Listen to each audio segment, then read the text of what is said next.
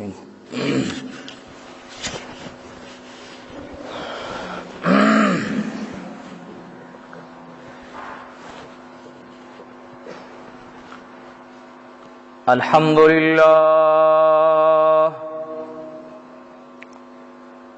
الحمد لله نحمده ونستعينه ونستغفره ونؤمن به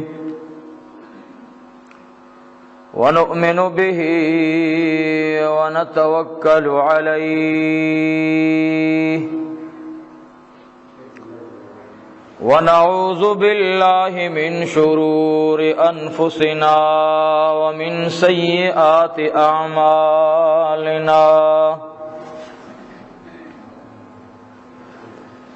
ونعوذ بالله من شرور أنفسنا ومن سيئات أعمالنا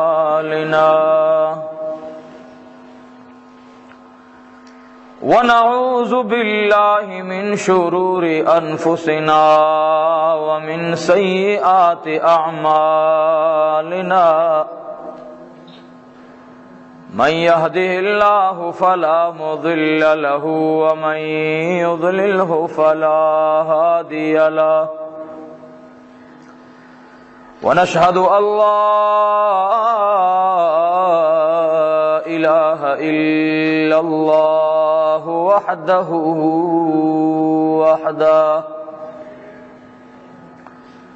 لا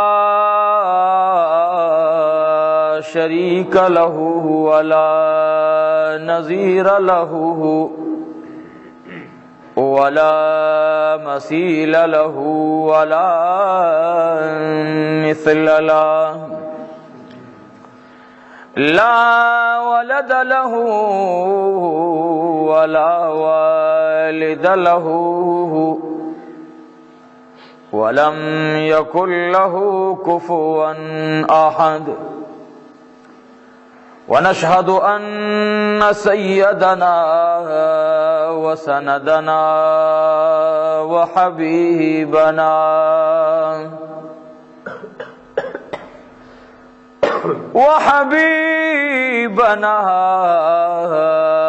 وحبيب ربنا ومولانا محمدا عبده ورسوله سيد المرسلين وخاتم النبيين أما بعد فأعوذ بالله من الشيطان الرجيم بسم الله الرحمن الرحيم ومن الناس من يشري نفسه ابتغاء مرضات الله والله رؤوف بالعباد يا أيها الذين آمنوا ادخلوا في السلم كافة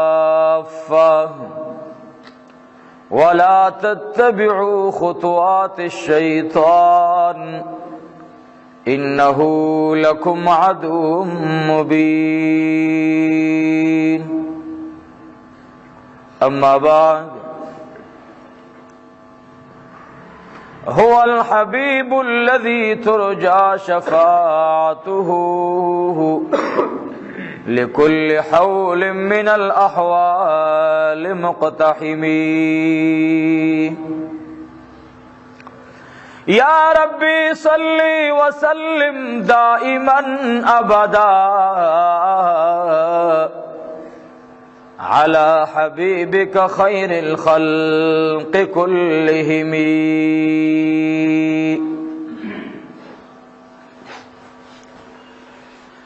سلام على خير الأنام وسيدي حبيب إله العالمين محمد بشير نذير هاشمي مكرم عطوف رؤوف من يسمى بأحمدی.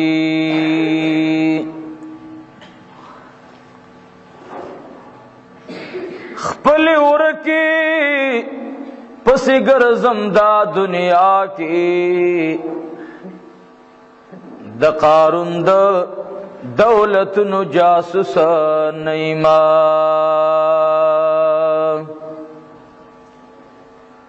ان اللہ وملائکته یصلون علی النبی یا ایها الذین آمنوا صلوا علیہ وسلموا تسلیما.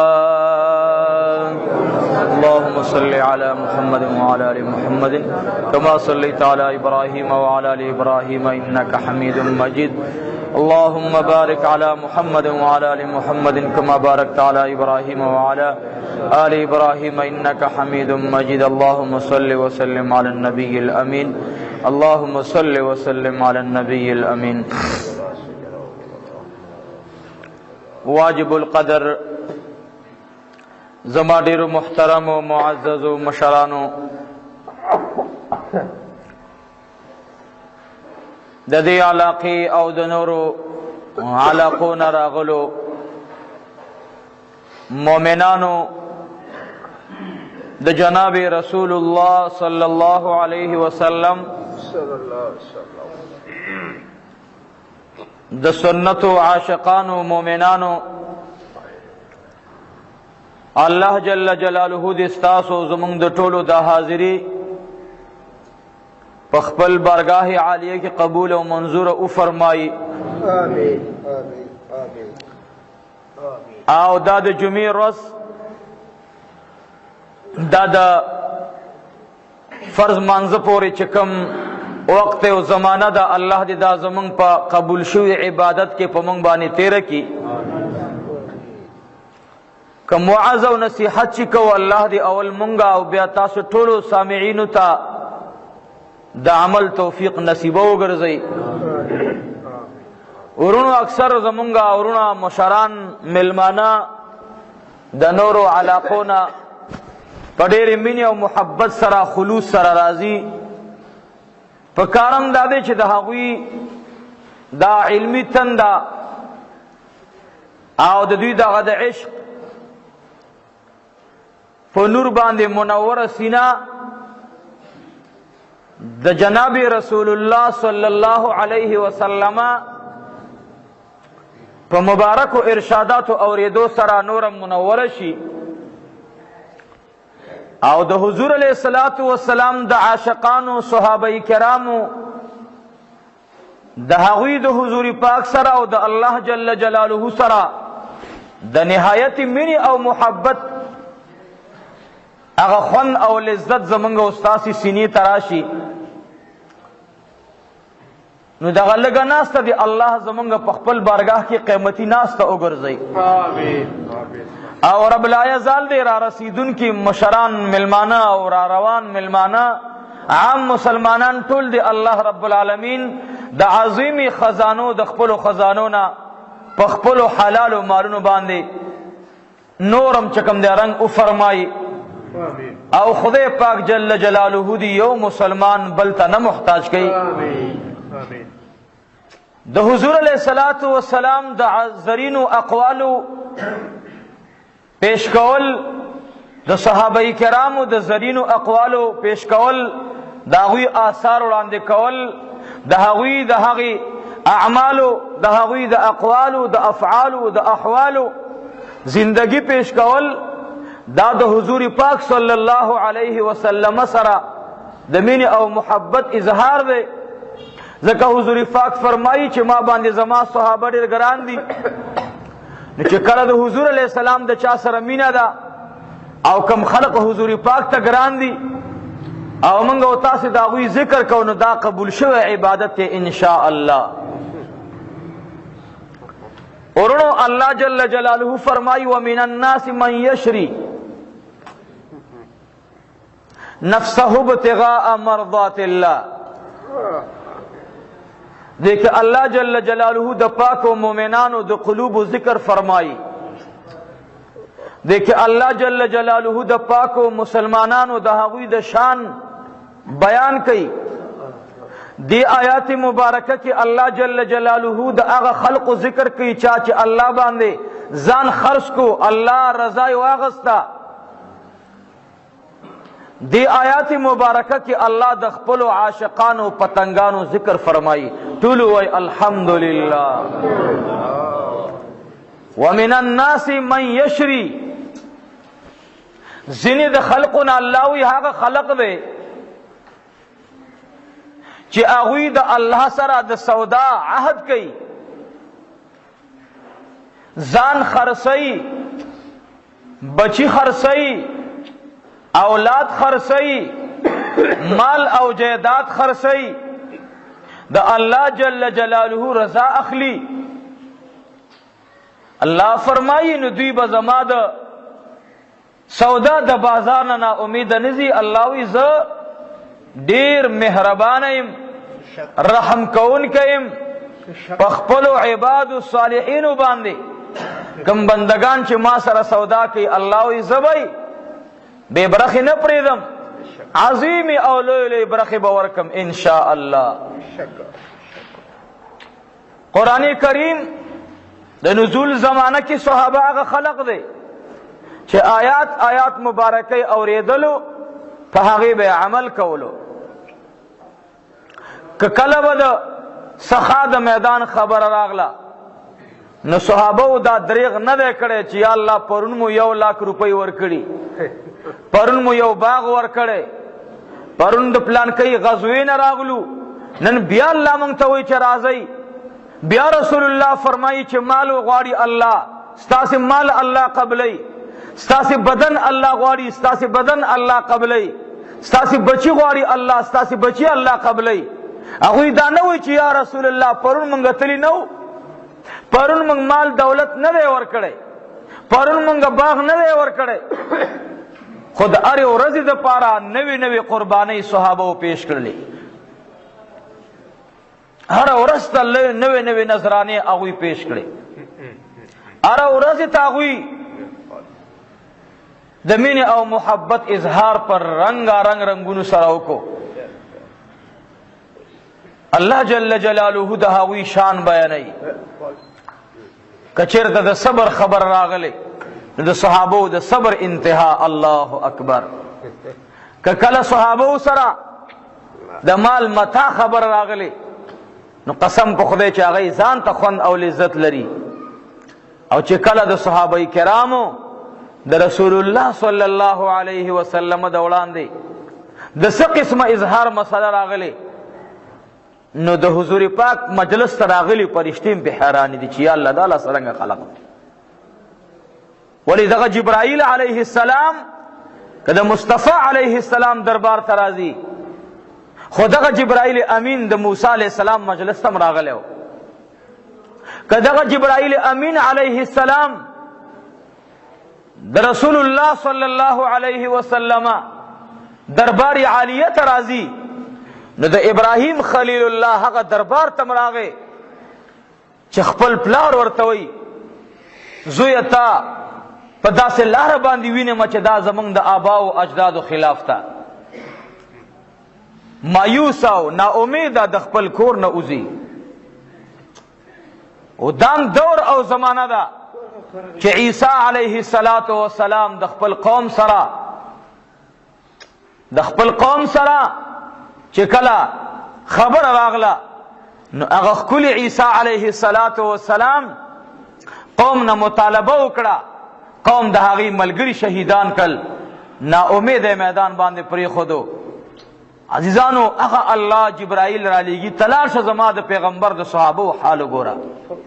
صحابہ کرام دا حضور پاک پا مجلس کی س قسمہ کارنامے پیش گئی، س قسمہ قربانی و تغاڑک دی، س قسمہ دمین او محبت اظہار فرمائی. حضرت جبرائیل علیہ السلام پا یو موقع دا احد باندے راغے. عمر بن جموح رضی اللہ عنہ دا پخپا معذور دے، اے پخپا معذور دے. سلور زامنی دا احد میدان تا د رحمت للعالمین په قیادت کې د احد میدان کې جنگیږي. ماخام ټیم ور باندې راغی. عمرو بن جموح رضی الله عنه ماخام ټیم دی، بی بی سره ناسته خبرې کوي.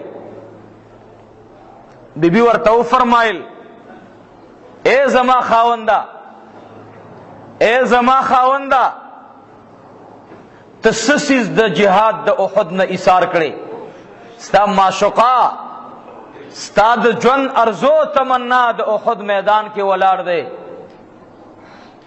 تا چې پچا باندې ځان او مال قربانولو هغه د احد میدان کې ولاړ دی. ته په کور کې زما سره خبرې کوي، ستا ضمیر دا خبره څنګه برداشت کوي، ستا ذهن دا خبره څنګه برداشت کوي. حضرت عمرو بن جموح رضی الله عنه مبارک خپل بیبي ته خپل خپې باندې اشاره وکړه، ورته فرمایل اے زما ټبران، زما دی پر رب ذوالجلال قسم وی چې کلا رحمت للعالمین د مسجد نبوی شریف نه رواني دلو، کله چې دا قای نامدار سره زما واړه بچی رواني دل، نو ما خپل خپې ته ولیدل او مې ویل چې یا رب العالمین کاش که زما خپه جوړه وې زبنندا قای نامدار جنابی محمد رسول الله په مینه او محبت کې د احد میدان کې جنگی دله. بی بی ورته فرمایل اے خاوندا دا خو ضروری خبره نه ده چې ستا د خپه معذور وي او د احد میدان ته تللی نشي، دومره خو کولی شي چې رحمت للعالمین د کوم اس نه راښکته شي، نو د رحمت للعالمین اس به د ګرد احد نه پاکي. دا خو دې کولی شو، دا ورته نه و چې بچي دې تلي کمې ولګېږي زخمي شي اب هغې کې راوړې، نه دی ورته وفرمایل اے زما خاونده که کله قای نامدار رحمت للعالمین جنابی محمد رسول اللہ صلی اللہ علیہ وآلہ وسلم دو احد میدان کی را روان وی زمکه باندې تینا سپری وزي، نو چې هغه راښکته کېږي ته به ورته په لاس کې ورکي. بیبي ته وفرمایل اے زما بیبي زما تور را واخلا. عمرو بن جموح رضی اللہ تعالی عنہ قبله ته مخ واړولو، درشل کې ولاړ دے آواز کې یا رب العالمین اے زما رب خدایا ما خپل اهل تا یا الله به ما د احد میدان مراولا، یا رب العالمین ما د احد میدان کی قبول کا، یا اللہ ما د احد میدان نہ بہر مراولا. عمرو بن جموح روان دے د احد میدان ته ورسیدلو، دو زامن مخ ترال ورته وی اے بابا جانا اے زمون ګران پلار د احد میدان دے، خالد ابن ولید میدان تراغلے دے، ابو سفیان راغلے دے، تمام مشرکین مکہ 3000 فوجون راغلی دی. و بابا جانا ستا معذور خلق ستا پشانتی دو احد میدان کی جنگی دلے نشی. یو بچے ورته راغی لاسی تی چاپی رکو، ورته وی بابا جانا دلتکینا، ورته وی اے بچڑیا ما تا جناب محمد رسول اللہ اخایا رحمت للعالمین یو لرزے کی ولار دے. عمرو بن جموح د دو زامن تپوس نکی دو ملاو شو، ایو رو تو فرمائل ورتوی اے بابا جانا اے زما گران پلارا زما یورور پتور باندې لگی دلے دے خپی باندې زما رور زخمی دے اغل تپروت تے کم خلق چی تگوری دا زما دورور نتاو دی. عمرو بن جموح تو فرمائل اے بچڑیا ستاورو دیر بختور دے چی دو احد میدان کی اللہ وین قبول کرلا خمات جناب محمد رسول اللہ اخایا، مات رحمت للعالمین اخایا. بچے مې دی بختور دی چې الله د خپې وینه قبول کړه خپل خپې ته بیرته کور کوئی افسوس صد افسوس په ما باندې که زما خپه جوړوي نن به د جناب رسول الله د وړاندې زه جنګېدلی بچی ورور دی الله دی ورته دغه وینه تویدل قبول او منظور فرمایي خو ما ته زما قوم مولا وښایه. عمرو بن جموح رضی الله تعالی عنه چې کله روانېدلو آغا بچی پا درد حالات کی آواز کئی اے زما گران اوروران زما وقت د پلار آواز راغے غالباً چی پلار میں پا معذور اخ پا احد میدان تراغے ورطوی اے زما گران اوروران تا چکم آواز اوری دلے دا یقیناً ستا دا بابا آواز دے خوی دا زما دا بابا آواز دے وی زما دا حال نم خبر نکو هغه ورته فرمایل بالکل هم خبر خو هغه یو आवाज کوي چې ماتا قای نامدار او خایا هغه داسې مینه کې راغله چې ستا مینت یې نه هېره ده. صحابه نبی پاک صلی الله علیه وسلم فرمایي زما صحابه د کمی قربانی د میدان نه تختیدلی د عمرو بن جموح رضی الله عنه قربانی قسم په خدای سړی ذهن ور باندې کار پریدي ستا دی په میدانی جنگ کې ستا بچے په وینو رنگ رنگ وي او ته د خپل محبوب په مینه کې ګرځي راګرځي ما تخپل جانانو خای ما تخپل آقا او مولا او خای. حضور پاک صلی الله علیه وسلم ته چا اطلاع و رسولا ورتوی فداک ابی و امی یا رسول اللہ دا مخامخ ڈل چی گوری دا عمرو بن جموح دے نبی پاکو فرمائل دی خود سلور زامن راغلی دی سلور زامن راغلی دی اے صحابہ کرام عمرو بن جموح تو آیا چی واپس لارش پکم اوخه چې ته سور راغلی پاغې باندې سور شه واپس کور ته لاړ شه ځکه ستا خپه معذوره ده خدا ناخسته تاله به تکلیف ورسیږي. عمرو بن جموح په جړا شوی فرمایل یا رسول الله یا حبیب الله والله که زه منافق ما خو ستا په ذات باندې او د الله په وحدانیت ایمان راوړی دی و محبوبا که جبرائیل علیہ السلام زما بارک وحی راوڑی وی چه عمرو بن جموح دا میدان نا اباسا یا رسول اللہ نزچیر تلار شما ما باند خود مدینی اسمک تنور شوے دے.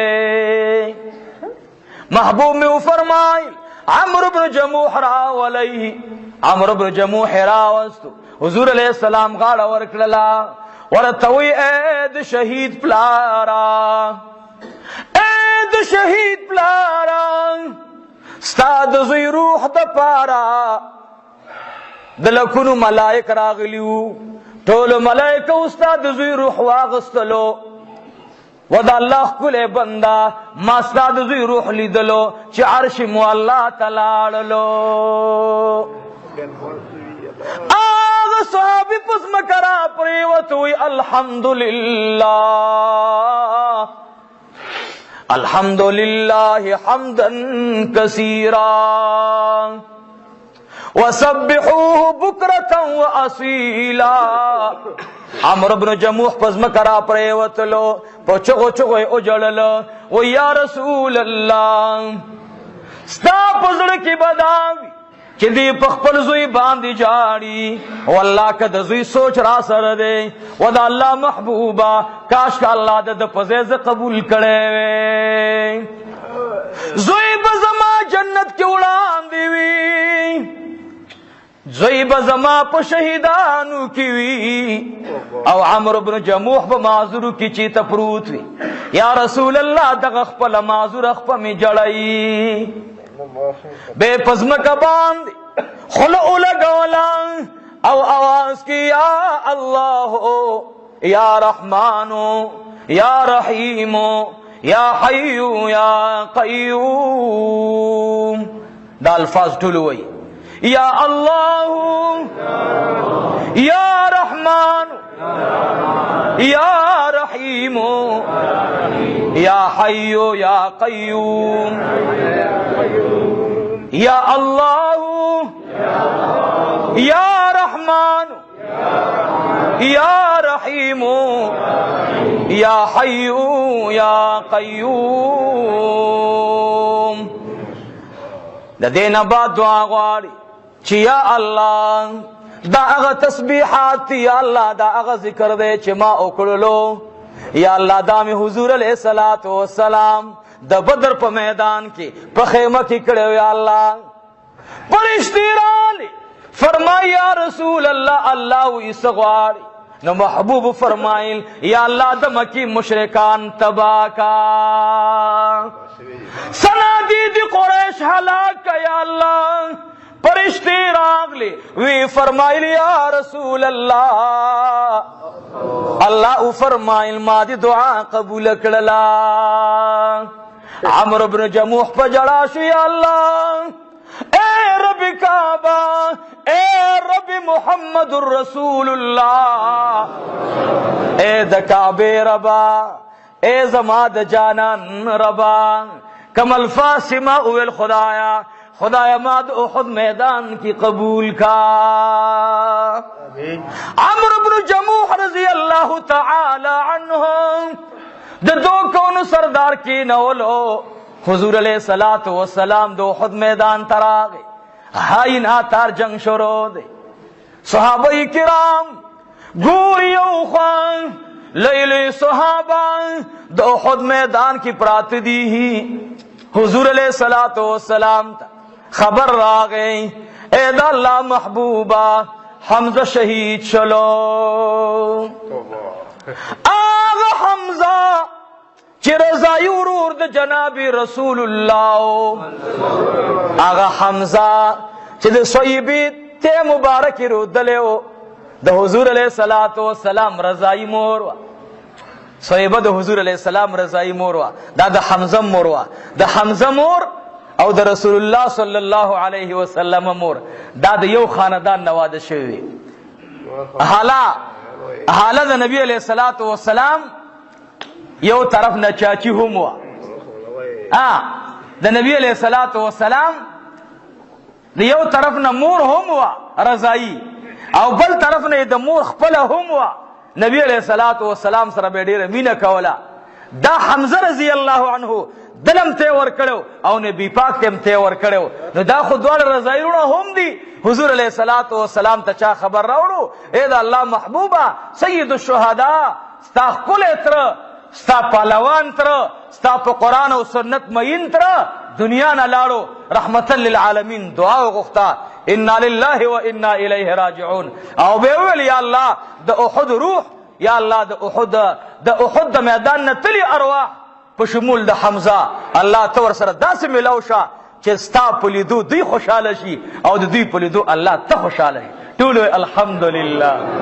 اسی حضور نول چې اے عمرو بن جموحه ستا ورو ستا بچے داس مقام ته ورسېدو چې لکاو پرشتو ستا د بچی روح استقبالیه کو اسمان ته بوتلو الله جل جلاله ته راضی شو. حضور علیہ الصلوۃ والسلام ته بل خبر راغی ورته اے د الله محبوبا اے د الله محبوبا رب ذوالجلال جل مجدو سلام فرمائی بعد سلام نا اللہ جل جلالہ فرمائل زما محبوب تو فرمایا چی کم صحابہ دو خود میدان ترالل ورطا او آیا چی اللہ دو دوی نرازی دوی دید اللہ نرازی شی. حضور پاک آوازو کو عمرو بن جموح تا او آیا چی اے عمرو بن جموح یو صحابی را اولی گلو ورتوی خیمہ کی کینا اللہ در نرازی دے. دا صحابی پا منڈر آگے ویلی دل خیمشت دے خو عمرو بن جموح پا کی پا نظر آنگے. یو دو کسان زخمی حالات کی پرات دی دا نبی علیہ السلام بارکی تپوسو کو بے داغوی ندی صحابی تپوسو کو چې عمرو بن جموح څه شو؟ وی اے د الله بنده، عمرو بن جموح ته چې کله خبر راغی، یو आवाज کوونکی आवाज وکړلو چې قد مات محمد صلی الله علیه وسلم، قد قتل محمد، پتاقی سره قتل شو محمد رسول الله العیاذ بالله، مر شو. دا आवाज ووریدو، زمنګ نم خیمه کې روحونه لاړل، خو عمرو بن جموح په یو وخت باندې د احد میدان ته تللی، نورې پته لګي نه. یو طرف ته چې صحابه کرام شهیدان کیږي، د حضور علیہ السلام زړه دردیږي، بل طرف ته د احد میدان کې یو هاي ناتار جوړ دی، لو یو ویلا جوړه ده. حضور پاک صلی الله علیه وسلم صحابه ورانی ولې ابو طلحه رضی الله عنه فرمایي حضور علیہ السلام د صحابه په اوږو باندې لاسونه مبارک اچولی، خیمه تراغه حضور پاک ډومبه تاسو کو عمرو بن جموح څه شو؟ چا ورته ویل یا رسول الله خو لاړو، کم خو لاړو؟ حضور پاک صلی الله علیه وسلم صحابه ته څنګه لاړو؟ و یا رسول الله بس داسې منډه کړه، دا आवाज واوریدو چې رحمت للعالمین قتل کړی شو. هغه یو आवाज وکړو چې یا الله هغه زمکه باندې دی عمرو بن جموح ژوند تیر نه کی چې په کومه زمکه باندې د جانان سترګې نه ګوري.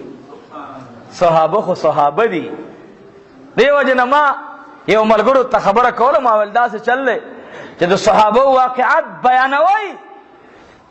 صحابه خو د پیغمبر علیه الصلاۃ والسلام یوازې صحابه نه دي کنه چې کنه یوازې ملګری پاتې شوي، نه، هغه انتهایی د قربانی ظهور د رحمت للعالمین د وړاندې کړي. قسم په خدای که سړی په ذهن کې راځي، علم کې خو نه په ذهن کې نه راځي چې خدای دا لا څرنګه خلقو الله، دا څرنګه انسانانو. عمرو بن جموح رضی الله عنه وای موږ وکتلو چې داسې لاړو ګرد کې منډې والی غبار کې، سو پورې چې زمونږ نظر لګېدو خو لیدلم بیا مو نه دی لیدلی.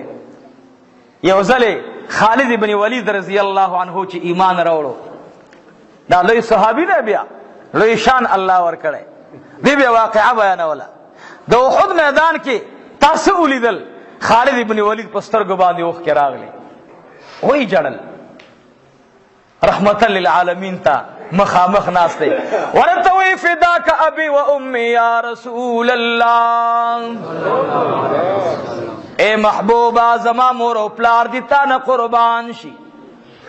کله چې د احد میدان ته عمرو بن جموح راغی، ما ورته आवाज وکړ اے عمرو بن جموح ستا خپه معذوره ده، اے د الله بنده مخې ته مه راځه، نن خطرناک جنگ دی، یو بچی دم شهید شوی دی، زمونږ د لاسه مړ شلو، ته به میدان کې څنګه ولاړې؟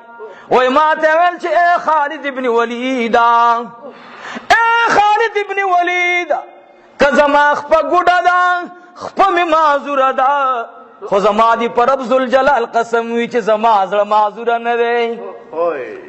دې طرف نه ور باندې یو کس راغی، د غش ګساري ور باندې وکړلو، دې په دې ځای باندې ولګېدلو، د یو غشي سره په دې ځمکه باندې یو आवाज وکړو چې یا الله خدای د احد میدان زما خوښ دی، خدای د حشر په ورځ مې دې میدان نه پاسوه. خالد ابن ولید فرمایل زما دې پر رب ذوالجلال قسم وي ما به ایمان راوړو یا نه، لیکن د دې صحابي دی आवाज زما په زړه کې د ایمان ډیوه بله کړله چې د پیغمبر صحابه دومره د الله په دین قربان دي. دی وخت کې سړی وي کم ځای زما بچی مړ دی، نو هغه ځان وباسي، دی غریب خو څه نه شو کولی. د احد میدان کې صرف دومره وکړلی شو چې وایي دی یو کاڼی راواغستو او په ډېر تیزۍ سره یې کاڼی وغورځولو. یو مشرک د مکې نه راغلی و، د هغې د خپې دینوک ته اثر ورسېدلو. علماء لیکلي دي، سیرت ابن هشام وایي دقې مشرک ته بیا د دې د ګوتې نه تکلیف پیدا شو، تر دې چې د دې نه ورته سخته بیماري ولګېدله او په ځمکه به چې دا خپه کېښودله نو زړه به ورسره دردېدلو. یو حکیم ورته ویل چې ستا د خپې زخم خو نشته، هسې دومره چغې وهې. هغې ویل والله په دې د عمرو بن جموح کاڼی لګېدلی، زما دې په رب ذوالجلال قسم وي چې په ځمکه باندې ولګوم د دې ځمکې نه یو قسم د غشي زما دې سینې ته را ورسېږي. که دا غشي تاسې لیدلی، دا یو غش دا تقریبا 80 گزه اوږد دی، زما په دې زړه کې به داسې تاویږي را تاویږي دننه. د عمرو بن جموح په کاڼي کې الله دومره اثر اچولی و. عزیزانو عمرو بن جموح رضی الله عنه شهید شو احد میدان ته. کله چې ټول شهیدان محفوظ شو، بی بی راغله. دی چې کله راغله نو نبی پاک صلی الله علیه وسلم چا ورته ویلي د عمرو بن جموح ټبر راغی. وی آو وی ښه ډارې کې راولی یوې خیمې ته د خاون او د زوی مړی ورته مخایي. یو منافق ورته مخې ته راغی، ورته وی ای د عمرو بن جموح ټبران، ته په کومو سترګو میدان احد ته ځي؟ ستا زوی شهید شوی دی، ستا زوی وفات دی، میړه دی وفات دی، بل زوی دی زخمی دی. دی ورته وفرمایل و بدبخته انسانا د جناب محمد رسول الله حال را توایا، دا قای نامدار په حال می خبره کا. هغه ورته وی هغه روغ رمټ دی.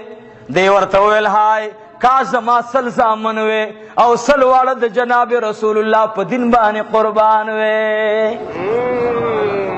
کا زما سل زامن وی سل واړه د قای نامدار نه چار چاپیره پراته وی. او بے وتو فرمایل زما په دی باندې فخر دی چې ورځ د قیامت راشي، یو طرف دبا زما زوی شهید یو आवाज به وشي اے د شهید مور راشه، بل طرف نه به आवाज راشي چې اے د شهید ټبر راشه. او زبا ورته فرمایم چې ما ته دا دواړه مخای خود جناب رسول الله دیدار را ترا نصیب کا. حاجی محمد امین صاحب رحمت الله علیه فرمائی د حشر میدان نه به خلق خوشاله نه وي، خلق بس دې لپاره څه خوشاله وي چې جنت ته به شهیدان لاړ شي، او څوک به داسې وایي چې نیکان به جنت ته لاړ شي. او زه به دې ته خوشاله یم چې د رحمتا للعالمین د جانان دیدن پکې وکم، د حضور علیه الصلاۃ والسلام دیدن پکې وکم. حضور پاک صلی الله علیه وسلم صحابه کرامو ته خبر راغی چې د عمرو بن جموح بی بی دا خبر وکړه. نبی علیہ الصلوۃ والسلام مخ کې راولي، بیا ورته مخای ګران کار دی. شهیدان ټول دفن شو، هغه ته و فرمایل ته سکه په خپل خاون باندې او خپل زوی باندې. هغه ویل یا رسول الله زما یو باغ د مدینه منوره کې په یو ګټ کې به می زوی خخ کم، په بل ګټ کې به می خاون خخ کم، او د منځ باغ به زه د الله په لار کې وقف کم. یا رسول الله صلی الله علیه وسلم چې د باغ نه خلق میوه خوري ثواب زما خاون ته رسیږي، ثواب زما بچی ته رسیږي. یا رسول الله دا می ارمان دی. نبی پاک فرمایل ډیره خلا او خراولي او خراوستا په یو طرف باندې عمرو بن جموح بار کو، بل طرف ته بچے بار کو. اوخه پاسه ولا چې کله اوخه پاسه ولا اوخه چې سو قدم واغسل د احد میدان کې بیا راتا وشوا، بیا ور باندې زور شروع کو. الته بیا سم لاستا، بیا نبی علیہ الصلوۃ والسلام هغه اوخه تا او فرمایل عمرو بن جموح کور ته ورسوا. اوخه بیا پاسې دلا چې د احد میدان نه سو قدم واغسل بیا راتا وشوا. بیا هغه بی بی راغله او یا رسول الله اوخه نزي. محبوب علیہ الصلوۃ والسلام صحابه ته فرمایل دا اوخه وسر روانه کوي. چې کله اوخه روانه ولا یو صحابي اونې ولا پر راخلو، بل صحابي ورته چوکړه واچولا. اوخي आवाज کو رحمتا للعالمین ته فریاد کوي، ورته وی اے د الله محبوبا ما ته دومره فرشتي مخې ته ولاړې دي، خود ټولو فرشتو مخې ته روح د عمرو بن جموح ولاړ دی. د عمرو بن جموح روح راته आवाज کوي چې دا مبوزان د ویلو چې الله ما د احد د میدان خدای واپس کور ته مراولا. دا دعا قبول شوی دا اوخه ځکه نه ځي چې دا د عمرو بن جموح دعا ده.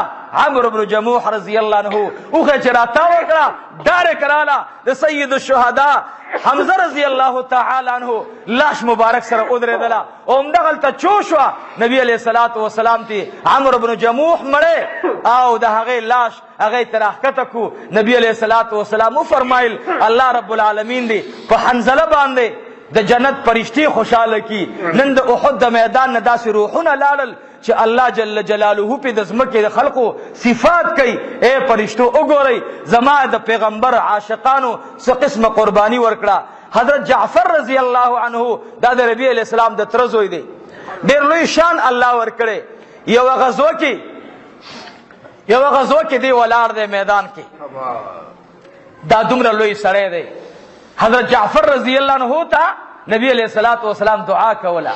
دا د علی سے برور دی، دا ابو طالب سے زوی دی، دا عبد المطلب سے نصیر دی.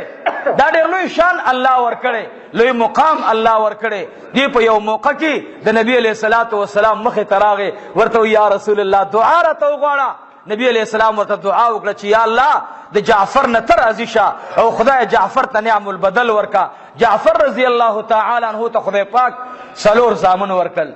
سلور زامنو کې د دې یو زوی نامه د عبدالله بن جعفر رضی الله عنه د دې 2 کاله عمر دی.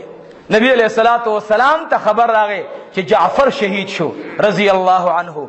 نبی علیہ الصلوۃ والسلام مبارک فرمایل جعفر شهید شوی. او حضور علیہ الصلوۃ والسلام یو قجوره ولاړه واغې ته لاس مبارک ولګولو او انتهایی وجړل او به فرمایل چې هاي جعفر رضی الله عنه دا هغه صحابي دی چې الله جل جلاله فرمایل چې جعفر په کومه لار لاړ شي فرشتي فخر کوي و یا الله په دې لار باندې جعفر تله دی.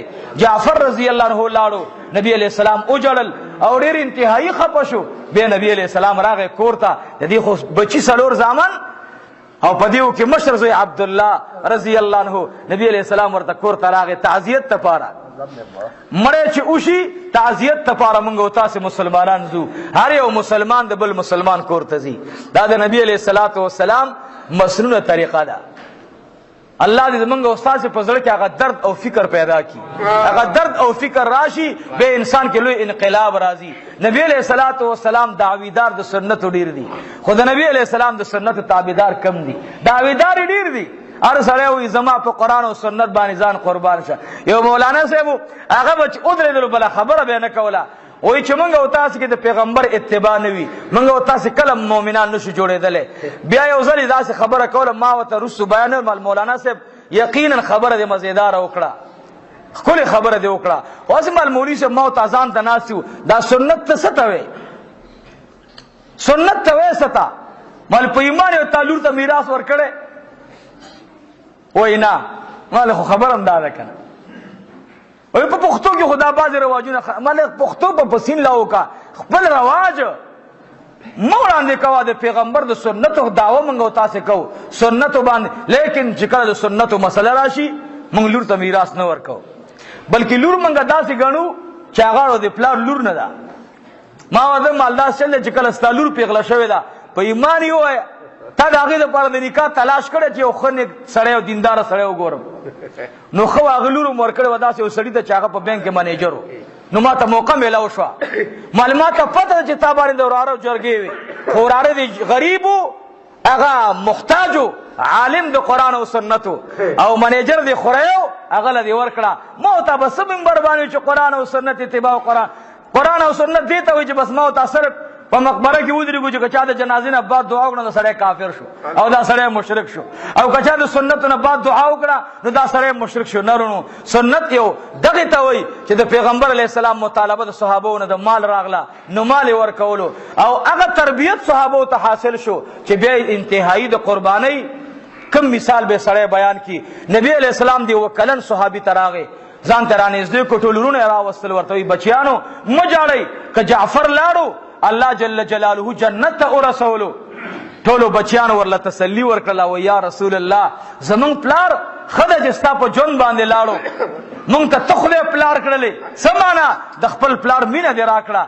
نبی پاک صلی الله علیه وسلم عبدالله ته نصیحت وکړو چې بچیا د پلار په قدم باندې به قدم ږدې ړومبه وصیت داو ته چې د عالم کور ته لاړ شي نو د عالم زوی تپوس د عالم بیمار پرسي تراله نو ته بچی ته وایا چې ستا پلار دیندارو په قران او سنت عاشقو ورې کوشش کوه چې د خپل پلار قدم پرې نه دی. نن وخت وای وای مخکینی نه پویدل. امام ابو حنیفه رحمت الله علیه استاد وفات شو. امام صاحب رحمت الله علیه راغه وی جلل چا ورته ویل د الله بنده ولی دومره جاړي وای والله د علم جنازه وتلا علم لارو چا ورته ویل د خدای بنده د نعمان بن ثابت غوندې سره موجود دی دای خودل هغه په جړا شو وی افسوس هم داده چې اوس به خلق په نعمان بن ثابت باندې دومره تکیا کوي.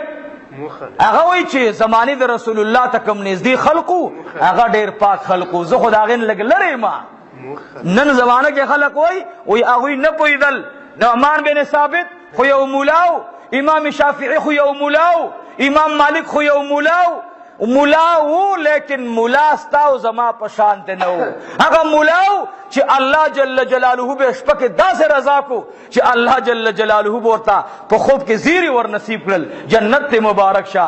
امام ابو حنیفه رحمت الله علیه یو د پاسا سل کرته الله جل جلاله سره ملاقات شوه دی او په هر کرته ورته ویر فرمایلی چې تا نظر عظیمه زستا په اعمال خوشاله يم. امام احمد بن حنبل رحمت الله علیه د لوی مذهب امام دی یو کم سل کرته الله اولیدو یا الله کم دازل اولیدل تپوس بدر نو کم چې خدای ته څه خوشالهږي. امام احمد بن حنبل خوب کې الله جل جلاله ملاقات شو رب ته څه خوشالهږي الله ورته د کتاب د قران په تلاوت باندې خوشالهږي.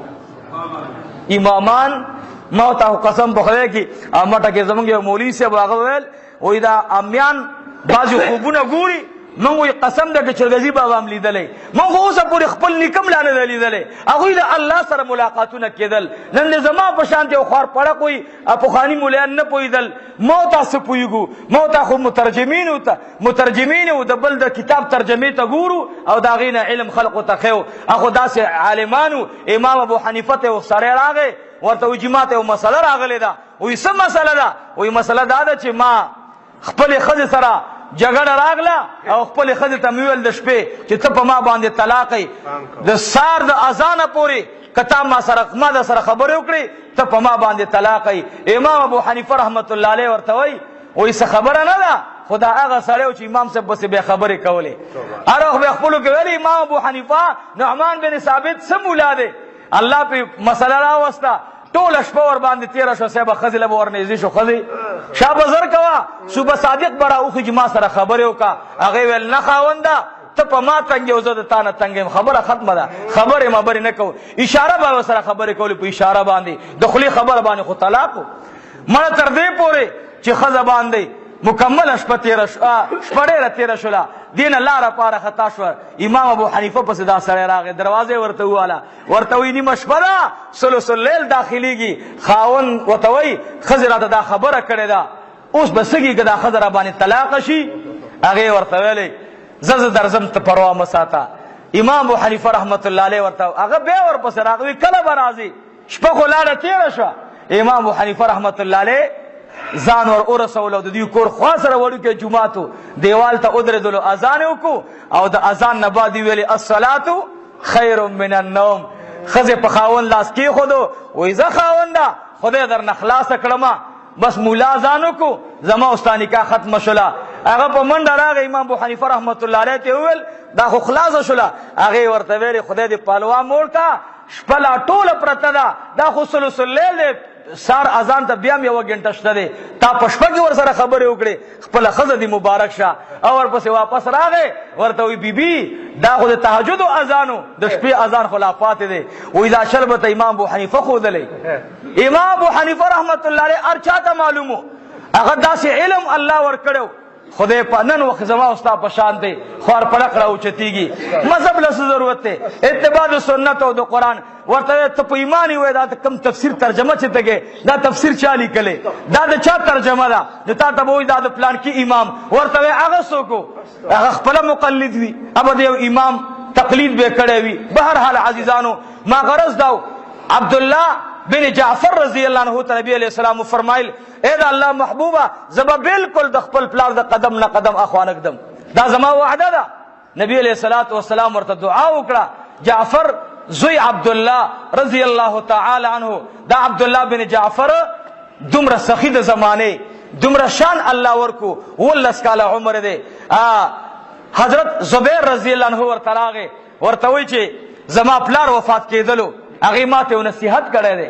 وی سوي وی ستا په پلار باندې 2 لکه اشرفی دي. جعفر رضی الله عنه باندې 2 لکه اشرفی دي. زما پلار چې وفات کېدلو ماته خط را کړی. هغه ورته ویل ډیره خدا، زه د سید بچیم، زه د جعفر زویم، او جعفر ته د اسلام مبارکی جناب رسول الله ورکړی ده. من خاندان رسول د چا قرض په ځان نه پریدو. ګیرې ته ورته لاس کو، وی الحمدلله سبا دا ټیم راشه، زه به تا ته د هغې چې کوم دی څه پیسې د ما په پلار باندې قرض دی چې هغه درکمه او ستا قرض د پلار ادا شي. دا لاړو واپس کور ته لاړو. چې کله لاړو نو ویلې دل کاغذونه، په کاغذونو کې دا چې د جعفر بن ابي طالب رضی الله عنه په ما باندې 2 لکه اشرفی دي. خط کې داسې لیکل شي. واپس راغی ورته په منډه باندې، ورته وی اے د الله بندا خبره بالعکس رااله، والله العظیم په زما پلار باندې ستا د پلار روپۍ وي 2 لکه اشرفی دي.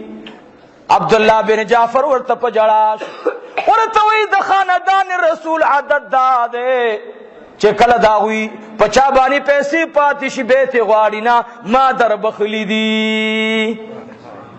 ورته وی اے د الله بندا من دومره مال دولت لرو، من ستاسې مال ځان ته نه قبض کو، بس زه به در ته راوړم چې چاله دي خوښي چاته ورکا. سار هغه پیسې راغلې. عبدالله بن جعفر رضی الله تعالی عنہ خاندان راجم کو، ویل دا زما د پلار خزانه ده، دا زما د پلار دولت ده، زه په دې باندې یو کار کوم که تاسې ته منظور وي. هغې ورته ویل ډېره ښه ده. ورته ویل زه په دې باندې ځمکه اخلم. یو روایت دا دی چې په دې باندې ځمکه واغستله، بل روایت دا دی چې نه دا ځمکه چې کوم اغستله دا د په دې پیسو وانه غسته، بلکې هغه ورته راغی ورته وفرمایل چې زما د پلار یوه ځمکه ده او تا سره نږدې ده، اگر چې شاړه ده ته ورته سګرا وله هغه بې بیه کي په دې پیسو کې واله. چې ورته کس راوستو هغې ویل دا د 1.5 لکه روپو ځمکه ده. هغه ورته وفرمایل زه پرې راضي ما په 2 لکه روپۍ باندې واغستله، ما ته منظور ده. چا ورته ویلې او عبدالله ستا د پلار پیسې دي، تا سره 4 وروڼه نور شریک دي، دې باندې دا ځمکه ماله ده، اوبه نه لري، او کومه ځمکه چې اوبه نه لري هغه قیمت دومره نه وي، دې سره خوا کې د اوبو والا ځمکه ده، د هغې دومره قیمت دی او د دې دومره قیمت دی. هغې ورته ویلې د خدای بنده ما واغسته، تاسې ته نه ځئ. جانماز یې راواغوستو، غلام ته وایي ما ته جانماز واچوه. د ځمکې په منځ باندې جانماز خور کو. عبدالله بن جعفر الله ته ودرېدلو، دومره اوږد مونځ یې وکړو او د هغې نه بعد خپل غلام ته وویل ای غلامان، ای نوکره، د مصلې لاندې ځای را وکنه.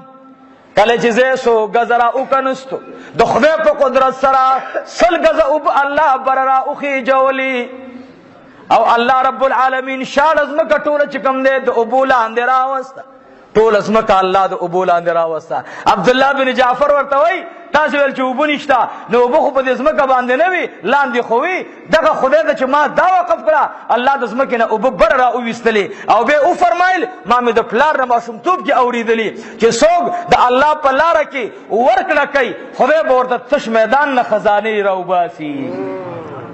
دا د عبدالله بن جعفر قول دی چې څوک د خدای په لاره ورکړه کوي، د الله په مینه کې پیسې لګوي، خدای پاک قاعده دا ده، قانون یې دا دی چې خدای ورته ځمکه شاړه هغه د خزانې ځمکه وګرځوي. عبدالله بن جعفر ویل یا الله زما یوه دعا ده خدایه، دا ځمکه چې کوم ما ته چا راکړله د پلار په قرض کې، خدای ما خپل پلار ته ور وبخله، یا الله زما پلار دپاره قبوله کا، د دې نه چې څومره خلک فصلونه وړي خدایه دا فصلونه قبول کا. وایي عبدالله بن جعفر به چې بیان کولو هغه به ویل چې زما د خدای په ذات قسم وي، څوک به د سخا د خدای په لاره کې د ورکړي هغه نتیجه په آخرت کې ګوري. خو عبدالله بن جعفر ته الله په تش میدان باندې اخودله. عزیزانو صحابه کرامو د الله په ذات یقینو.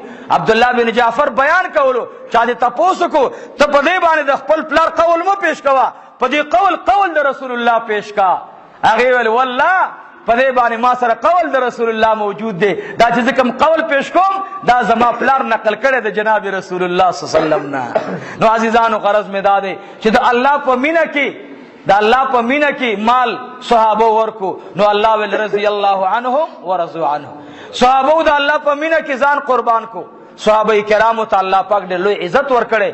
د صحابه کرامو سره مینا دا د ځان مینا، دا د ایمان حصہ او دا د ځان لپاره سعادت ګڼل پکار دی. یو چا خوب لیدلې دا غي تعبیر هم دا دی چې یاره د پیغمبر علی السلام صحابي سره وګوري نو د دې به څومره مقام وي. بد د دې تعبیر عمدغه تعبیر دی چې دا کم ستا په ذهن کې د صحابه سره مینا ده. خدای دې موږ له صحابه خوب کې راولي. صحابه لوی شان خاوندان دي. یو عالم خوب لیدلو نو می درته نالم، نبی پاک صلی الله علیه وسلم په روزه کې وای خوب ګورم چې روټي ټیم دی او دا نبی علیہ الصلوۃ والسلام هم ناشته او داغه دو صحابه هم ناشته، عمر او ابوبکر رضی الله تعالی عنهما، او دې طرف ته علی رضی الله عنه ناشته او دې خو عثمان ذی رضی الله عنه ناشته. وای داغه تما طعام برابر کو، روټي مرته برابر ولا، بیا هغه لاسونه وینځل پاغلوخ کې ورته ما او به اچولې، بیا هغه او به ما اوس کړي. د دې وې څه تعبیر دی؟ تعبیر خو ډېر مزیدار تعبیر دی. تعبیر دا دی چې الله جل جلاله با د حضور پاک په علم او حدیث کې به الله پاک درته شان در نصیب کی او ان شاء الله مرګ به با ایمان وي. ځکه چې تا دا او په دې نیت کړی چې خدای دا د پیغمبر علی السلام د لاس وبدي، دا د صحابه د لاس وبدي، نو دا چې خېټه تلال شي الله په دې خېټه باندې د جهنم اور حرامي وینه څنګه سیز دی. د نبی علیہ الصلوۃ والسلام مبارک ته چې حجامه وشوه نو صحابي هغه وینه مبارکه چې په حجامه کې جمع شوه هغه تو یولا حجام والا صاحب د حجام ابل کسر تراغ لاس ورته اونیولو ډډی تلاړو وینه مبارکه اوس کلا نبی علیہ السلام ته چاویل هغه ول پدې باندې خدای د جهنم اور حرام کی. دارنګ حضور علیہ الصلوۃ والسلام سره د مینې او محبت حصول لپاره درود شریف ډیر وای او دویم د صحابه مبارکي د چا خبره ممنئ، د امامانو مبارکي د چا خبره ممنئ، د خپل زړو علماء او عقیده سور لسکاله وړاندې موږ ته عقیده را روانه ده الحمدلله، ډېر روغه او پاک او خسته عقیده ده په ما غیبان تلل پکار دي ان شاء الله. کمو ته پاغي بدګمان شو الله بر ناراض شي. واخر دعوانا الحمدلله رب العالمین. دعا او الہ العالمین خدای زموږ د ټولو ګناهونه معاف کړي یا رب کریم. الله د حضرت عبداللہ بن جعفر رضی اللہ عنہ پشانتے اللہ سخا والا زړه نصیب کی. اللہ د حضرت عمرو بن جموح پشانتے د عشق والا زړه نصیب کی. اللہ د عمرو بن جموح د بیبی پشانتے اللہ زمونږ د بیبیانو صفات برابر کی یا رب العالمین. خدایا د نبی علیہ السلام د وخت زنانا اللہ د جنت زیر براتلل، د نبی علیہ السلام د وخت ځوانانو تبا د جنت زیر راتلل. خدای نن زمونږ ځوانان هغه بیلار دي الله ته پلار کی، خدای بیبیان بیلار دي ته پلار کی. الله کریمه زمونږ سپینګری یا الله تقوا سره مینه پیدا کی، یا الله خپل رضا سره مینه پیدا کی. دعا وکي زمونږه یو ورو داغي انګور په هسپتال کې او بیمار دعا ورته وغواړي رب العالمین. خدایا څومره بیماران چې دي الله څومره بیماران چې د هر قسم نه دي رب العالمین، خدای ټول بیمارانو ته رب العالمین صحت کامله عاجله ور نصیب کی. الہ العالمین خدای دا د جمعې مبارک ورځ ده الله نبی پاک صلی الله علیه وسلم فرمایي چې د خطبې نه وړاندې دعا قبليږي، نو موږ په غانت باندې دعا غواړو خدایا زموږ دعاګانې قبول کا. څوک بیماران دي شفای کامله عاجله ور نصیب کا، الله څوک قرضداران دي الله د قرضونو نه اخلاص کی رب العالمین. خدای زموږ د ټولو یا الله موږ د پاره خپل د رحمت او د سخا خزانه کولاو کی، یا الله موږ د هدایت دروازې کولاو کی. دعا وکي په اخلاص باندې الله د امت د هدایت فیصله و فرمایي، الله امت د هدایت دروازې کولاو کی رب العالمین. اهل کفر ته اسلام نصیب کی، الله کم کفار چې هغه په هدایت باندې په تقدیر کې هغه ته هدایت نشتا مسلمانان دا هغه د شر نه محفوظ کی. دعا وکي رب العالمین زموږ د مدرسه او ټول دینی مدارس الله کامیاب کی، امت کې الله اتفاق او اتحاد راولي. خدای موږ د خپل امامانو د ائمه اربعو د هغه ادب او اکرام را نصیب کی، د علماو اکرام او مين را نصیب کی. الله موږ د هر قسم بے ادبی نه وساتي. څومره دوستان الله د لره او نږدې نه راغلي خدایا ټولو د جزای خیر ور نصیب کی. یا الله زموږ د ټولو په اخر وخت دا کلمه نصیب کی لا اله الا الله محمد رسول الله صلی الله علیه وسلم.